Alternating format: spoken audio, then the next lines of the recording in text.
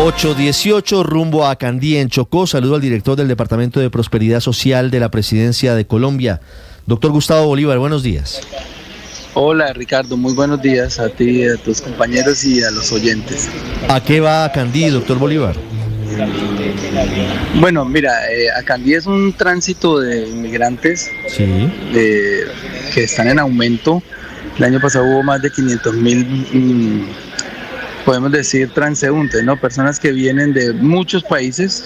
Han identificado en Inmigración Colombia más de 20 nacionalidades, desde africanos, haitianos, venezolanos, cubanos, ecuatorianos, en fin. Se atraviesan el Darién para buscar el sueño americano, atravesar todo Centroamérica. Es un drama que ya la gente más o menos conoce a través de videos, pero nosotros venimos con el director de Migraciones porque queremos aliviar esta situación, sobre todo a los pobladores nativos que son víctimas pues de toda esta migración, que para este año, eso es una cifra alarmante, me dice el director de Migraciones, puede llegar a 1 millón de personas.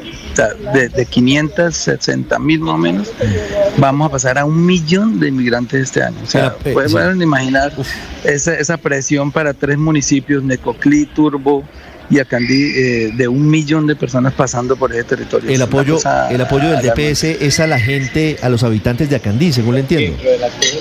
Sí, vamos a hablar con los alcaldes. De repente hace falta un puesto de salud para atender los migrantes, también los nativos, y sobre todo facilitarles también el tránsito. Estamos pensando algo muy osado que de todas maneras tiene que tener algunos estudios y unas consultas previas, pero digamos hasta llegar al punto de peatonalizar alguna parte donde ellos se ahogan o donde tienen muchas dificultades, sobre todo con los niños. Es un trabajo humanitario que vamos a hacer aquí entre varias entidades.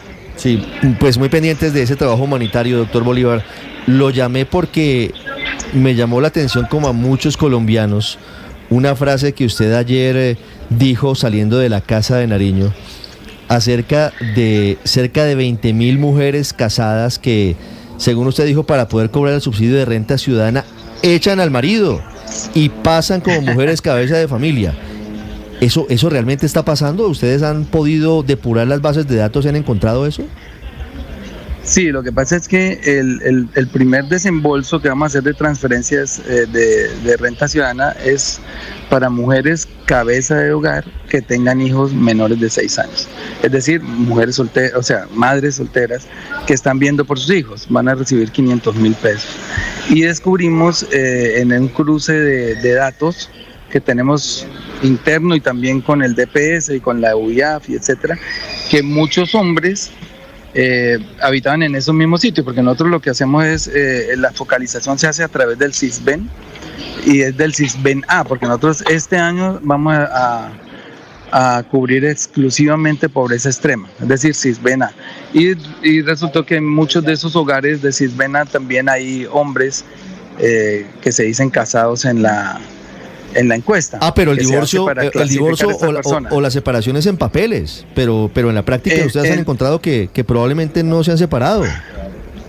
Exacto, entonces nosotros lo que hemos hecho es excluir muchas personas, sobre todo mujeres que según las encuestas que se hacen para clasificar a las personas en CISBEN tienen esposo, o sea, no son madres cabeza de familia. Entonces nos encontramos con pues ya nos lo han advertido desde las regionales, que hay mujeres que entonces han preferido quedarse solas para cobrar el subsidio, pero obviamente pues eso es hacerle trampa al Estado. Entonces, claro, eso es trampa. Desafortunadamente pues hemos tenido que excluirlos mientras hacemos las investigaciones. Es una exclusión temporal mientras investigamos correctamente, porque eso toca hacerlo en terreno, pero no es fácil hacerlo en un tiempo muy rápido. Si esta situación se está dando, pero tenemos información que se está dando. Sí, director. De hecho, excluimos 20.000 personas donde la mujer coincide con la misma dirección del hombre en la misma casa. Estos casos, director, 20.000 mujeres ya excluidas para este subsidio, si se demuestra que engañaron al Estado con esa falsa separación para recibir los 500.000 pesos, ¿tendrían que devolver la plata? Sí, mira, lo que hemos descubierto aquí, no solamente en este programa, sino en muchos otros, es que pues la gente en el afán de recibir alguna ayuda del Estado, porque la verdad el tema de la pobreza es bastante desesperante, pues acude a cualquier otro tipo de argucia. Pero en este caso específico nosotros lo que tenemos es que ya a través de nuestro director de prosperidad en las regiones, verificar directamente. Por ahora lo hemos hecho a través de las bases de datos, pero tenemos que hacer esa verificación ya, digamos, in situ, face to face, como decimos en las casas.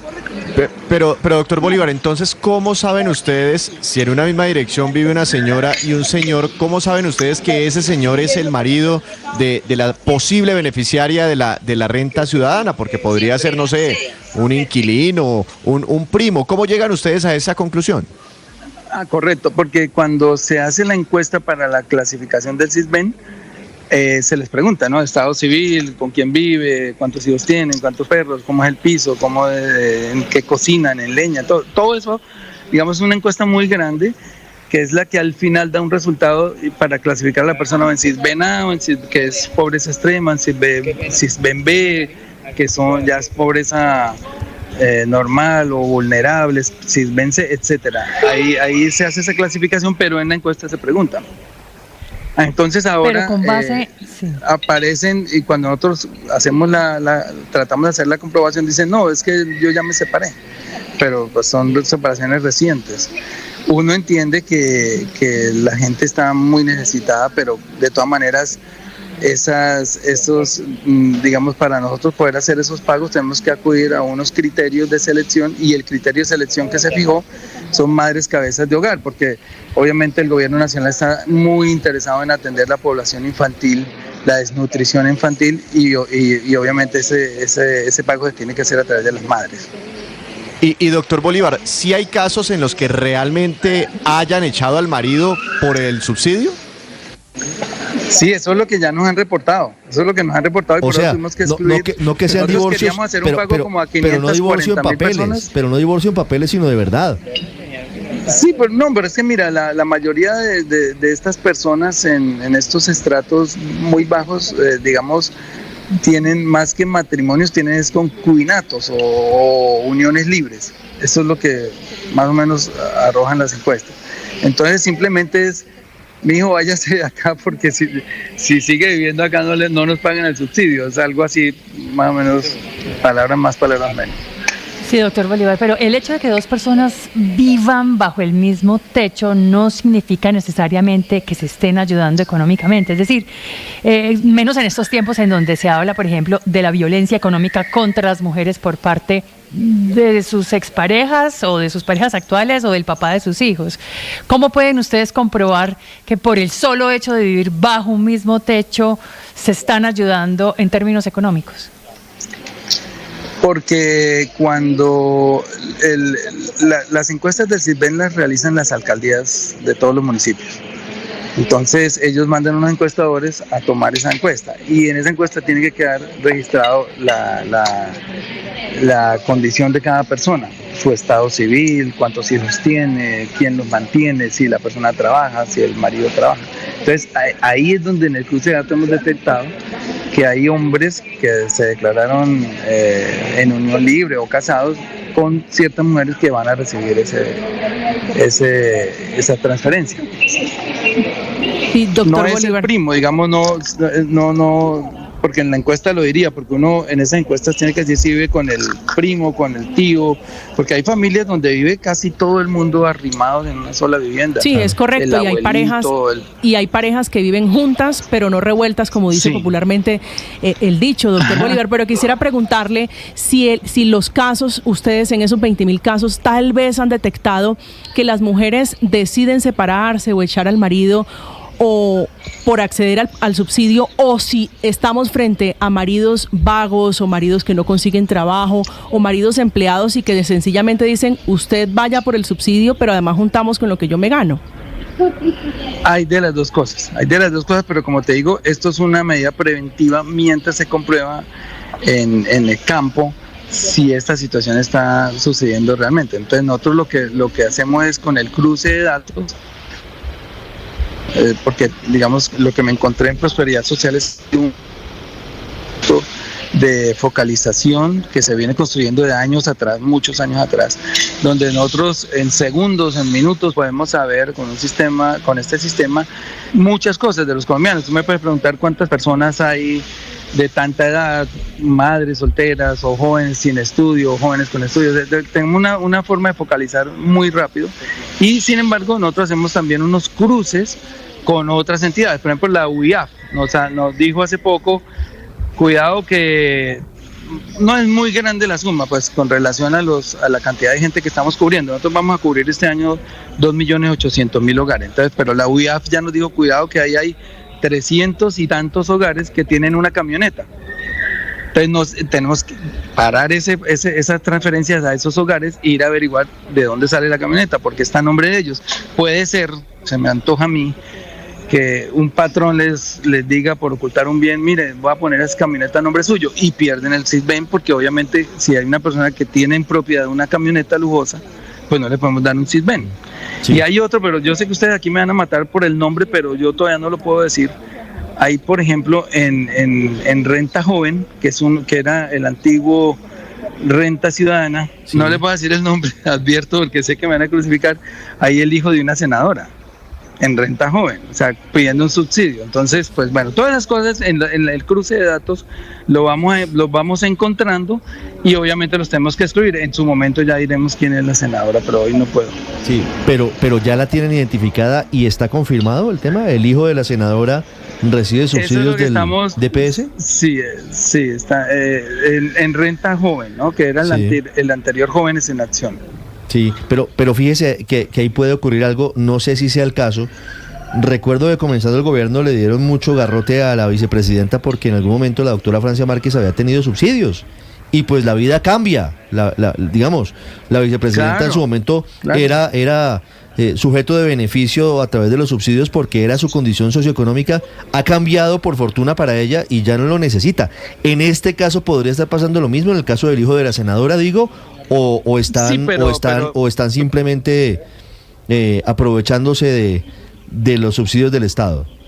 Pero cuando cambia esa situación, pues tienen que reportarlo, ¿no? Inmediatamente. Uno pues obviamente tiene derecho a prosperar, y ojalá todo el mundo pudiera prosperar, pero no puede seguir, perdónenme la expresión, mamando de la teta del Estado si le cambió la situación, porque pues hay mucha gente que está por fuera todavía de las transferencias porque no las alcanzamos a cubrir todas. Entonces le quita la posibilidad a una persona que realmente está sufriendo hoy pobreza y hambre, con una persona que pues si se sabe que la mamá gana 43 millones, pues ya no necesita que el hijo reciba esa transferencia. Sí, director Bolívar, a propósito, volvamos al tema de los subsidios de esas mujeres que prefieren echar el marido, decir que están solteras para quedarse con el subsidio. ¿Es más fácil investigar cuál es la situación de esas mujeres con sus maridos, o es más fácil cambiar el criterio a la hora de entregar los 500.000 pesos? ¿Podría ser que ustedes en el DPS dejen de poner como una condición que sea madre soltera para entregar la plata? Sí, digamos que los criterios no los fija el DPS, eso es una mesa de concertación. Pero lo que nosotros tenemos que hacer en mediano plazo, no inmediatamente, porque la gente hoy sí necesita ese dinero, es que podamos convertir esas transferencias en proyectos productivos. Me explico.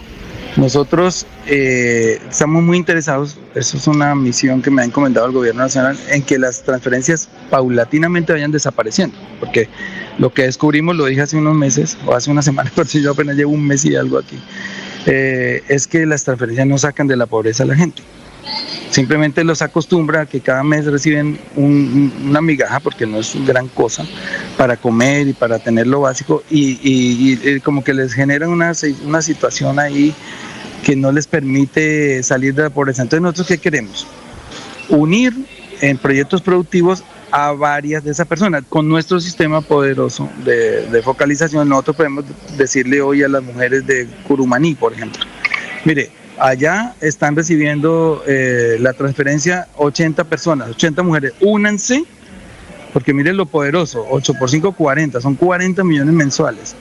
únanse ustedes 40 y nosotros más bien le ponemos un capital semilla para que hagan un emprendimiento productivo, y ya una vez ese emprendimiento, que puede ser agrícola, puede ser, digamos, si son pescadores, puede ser una lancha o un cultivo de peces o artesanal, lo que sea, lo que ellas decidan, únanse, monten un proyecto productivo, les ponemos el dinero, y cuando empiezan a producir ya nosotros no le hacemos la transferencia. Entonces hacia allá es que queremos conducir el DPS. Incluso una de las subdirecciones que recibí, porque yo tengo 2 subdirecciones grandes, uno que maneja la doctora Mafe Roja, que tiene que ver con las transferencias y con la infraestructura, obras pequeñas por todo el país, y la otra, que era la de superación de pobreza, le voy a cambiar el nombre por una subdirección de inclusión y de proyectos productivos. Y es decir, vamos a poner a la gente a trabajar, en vez de que estén recibiendo cada mes una migaja, que se vuelvan empresarios y que obviamente puedan salir de la pobreza por sus propios medios y ganar muchísimo más de lo que les envía el Estado. Hacia allá vamos. Sí. Director, en las últimas horas el señor presidente dijo, si se aprueba la reforma pensional, 2.500.000 colombianos tendrán un bono pensional de 223.000 pesos. La pregunta ¿es bono pensional o sería un subsidio para los adultos mayores que no se pudieron pensionar? ¿Y esa plata de dónde saldría? Bueno, mira, en este momento nosotros ya tenemos fondeado el pago a los adultos mayores de 80 años de esos 225.000, digamos, aproximamos a 225.000 para que el sistema pudiera funcionar mejor.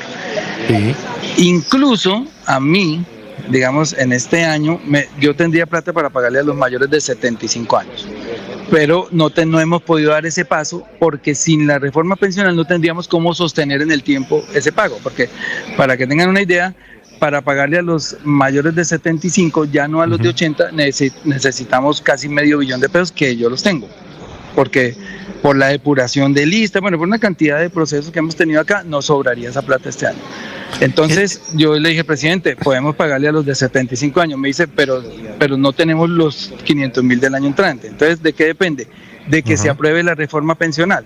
Si se aprueba la reforma pensional, como el Estado ya deja de pagar una cantidad de subsidios a las pensiones, porque la gente está cotizando directamente a Colpensiones, entonces se usa ese dinero para sostener en el tiempo estos pagos. Incluso puede bajar la edad, digamos, si la reforma pensional se aprueba, nosotros podemos hacer este pago incluso a mayores de 65 años, de los 225 sin ningún traumatismo. Hoy solo podemos pagar a los de 80, esos 225.000 pesos, y los menores de 80 seguirán recibiendo 80.000 pesos, como vienen recibiendo desde hace mucho tiempo, incluso de gobiernos anteriores. Con reforma pensional aprobada, podemos cubrir esos más de 2 millones de adultos mayores desde los 65 años con ese bono pensional. Pero ¿qué tanto, es decir, para cuánto alcanzaría la gasolina, digamos? Con reforma pensional ya se sostiene en el tiempo, porque obviamente eso ya empezamos a cotizar más de 2 salarios y medio, que es que creo que en donde está llegando el acuerdo, a Colpensiones. Hoy se para que la gente entienda, hoy hasta un salario mínimo se cotiza en Colpensiones, hoy, sin ley. Con la ley hasta 2 salarios y medio. Calculamos que cada salario más o menos 2.3 o 2.5, no sé en cámara cómo quede eso. Sí. De Senado está saliendo con 2.3. Cada salario que se cotiza a Colpensiones, un salario más, significa para el Estado unos 4 billones de pesos, más o menos, cuentas más, cuentas menos. Si hubieran sido 3 salarios, entonces le estarían dando 8 billones a Colpensiones. Con esos 8 billones, pues obviamente ya podríamos tener más caja para pagar ese bono pensional, incluso llegar a los 500.000 pesos que prometió el presidente en campaña, que mucha gente dijo, ay, ahora se bajó a 2.25. No es que no se bajó a 2.25, es que sin reforma pensional no hay cómo sondear eso. Entonces nosotros hoy tenemos el dinero para pagar a mayores de 80 y lo podemos sostener en el tiempo, que eso más o menos lo vamos a pagar entre el Ministerio de Trabajo y el DPS, pero no podríamos sostener unas edades más, digamos, de los 75 años, porque no hay el dinero para el año entrante. Hoy sí lo tendríamos para pagar, digamos, estos meses. Sí, por eso es que estaba diciendo el presidente Petro que es fundamental que se apruebe la reforma pensional para poder garantizar en el tiempo el dinero para ese subsidio, o para ese pago mejor, porque no es un subsidio. Correcto. Mire, sí, así es. Sí, así es. Doctor Bolívar, ¿podría modificarse a futuro? Se lo preguntaba a Camila, pero yo insisto en ello. Los requisitos para acceder a ese subsidio que se les está dando a las madres cabeza de familia, se lo pregunto por una razón, porque al final a veces lo que hay es un enredo porque no hay facilidad para saber a quién se le otorga el subsidio de acuerdo a las condiciones del Sisbén de uno o de otro hogar. Por ejemplo, esa condición de ser jefe de hogar podría quitarse en el futuro, o eso es una condición que van a dejar, a pesar de que es uno de los estímulos para que se dé lo que usted nos está contando, y es que más de 20,000 mujeres pasaron solicitud de reevaluación para decir no, yo ya no estoy viviendo en unión libre, sino que ya estoy separada y estoy soltera. Pero mira, es que si analizamos la cifra, no es que sea marginal, pero digamos no es significativa, no sobrepasa el 5%. Digamos, si hubiera sido un trauma mayor, de repente habría que revisar los criterios de selección, pero por hoy, digamos que es acertado el presidente proteger a las mujeres cabeza de familia, que son, mira las cifras, casi el 70%. Casi el 70% de los hogares están protegidos por una mujer, o sea, mantenidos por una mujer que tiene que salir a trabajar, muchas veces dejar los hijos solos, con todos los problemas que ustedes ya conocen, dejar los hijos solos. Entonces lo que queremos es que ellos en esa edad temprana puedan tener a su madre al lado, por lo menos con un bono que les permita alimentarse. Ese criterio es difícil cambiarlo porque digamos que eso es uno de los mandatos del gobierno para superar pobreza extrema y superar desigualdad y superar desnutrición. Mire cómo, por ejemplo, en La Guajira ya empezaron a bajar las cifras de muertes por desnutrición casi en un 45% este trimestre, con solo la intervención que hizo el gobierno nacional en enero, cuando hicimos gobierno en La Guajira. Pues bueno, ya se han llevado en un consejo de ministros, yo no sé si aquí esté de repente diciendo cosas que no se puedan decir, pero yo lo digo. Ya la ministra, por ejemplo, de Vivienda nos informa que están en curso la reactivación de 100 pozos de agua, ya muchos de ellos están funcionando, pero que pueden llegar a 200 o a 300 en menos de un año. Pozos que estaban, digamos, en desuso, otros que estaban dañados, otros nuevos. Entonces, hoy con agua potable o semipotable, ya digamos que la muerte infantil ha empezado a ceder en La Guajira, se están haciendo comunidades energéticas, se está interviniendo en esos territorios donde nunca había llegado el gobierno, hay que decirlo. Y obviamente esto no se nota en las ciudades, sí. Si uno entiende pues que la gente no ve esto, pero bueno, tenemos que salir a decirlo, a informarlo. Director y ustedes Bolívar. Lo pueden comprobar, ustedes pueden, digamos, entrevistar a la ministra o a quienes están haciendo las cosas para que nos cuenten qué se está haciendo y también ir al terreno a comprobarlo. ¿En qué va la situación en La Guajira? Director Bolívar, una pregunta final hablando de subsidios. ¿Cuándo empieza el pago de Jóvenes en Paz? Ese polémico subsidio que en un principio se llamó Subsidio a Jóvenes por No Matar. Sí, que fue mal interpretado, pero realmente el fondo es ese. Hay unas regiones del país, porque no es para pagarlo a todas las ciudades, se privilegiaron las ciudades más violentas y municipios más violentos de Colombia, donde las bandas criminales reclutan a los muchachos que no están haciendo nada, los ninis, que ni trabajan ni estudian. Entonces nosotros queremos disputarle a esas bandas criminales a los jóvenes. O sea, en vez de que se lo lleven, porque también les pagan un salario mínimo a veces, nosotros queremos decirle al joven, mire, si usted se mete a estudiar, porque eso es un requisito, el joven tiene que estudiar. Y segundo, si hace trabajo por la comunidad, nosotros le pagamos $1.000.000. Entonces, es la forma de disputarle a las bandas criminales el reclutamiento, a veces forzoso, de los jóvenes, porque la verdad estamos perdiendo a los jóvenes y por eso ese incremento, ese crecimiento del número de bandas criminales y del número de sus ejércitos propios. Entonces nosotros queremos entrar en esa competencia, decirle, joven, venga, no se vaya para allá, no se haga matar, reciba este millón, estudie y trabaje por la comunidad. Y en eso estamos. Ese pago empezamos a hacerlo en agosto. Vamos a empezar a hacer en agosto, como te digo, en los municipios que se identificaron como, digamos, área de influencia de esas bandas criminales. Desde agosto. ¿Y ya tienen un número de beneficiarios inicial? ¿Ya los tienen identificados? ¿A cuántos jóvenes se les pagaría inicialmente ese subsidio? Sí, este año tenemos plata para pagarle a 60.000, pero la idea es en los 4 años llegar a 100.000. Sin embargo, como ha sido tan difícil esa focalización, esa sí ha sido difícil, porque ellos tienen que firmar un acta de compromiso. Entonces, sí, hoy podrían salir ya los 100.000 jóvenes de una vez, pero no han firmado el acta de compromiso. Entonces, como ese proceso está demorado, el pago de agosto va a empezar con 30.000 y vamos a tratar de llegar a 45.000 a fin de año, pero el año entrante sí, definitivamente llegar a los 60.000 y en 2026 a los 100.000.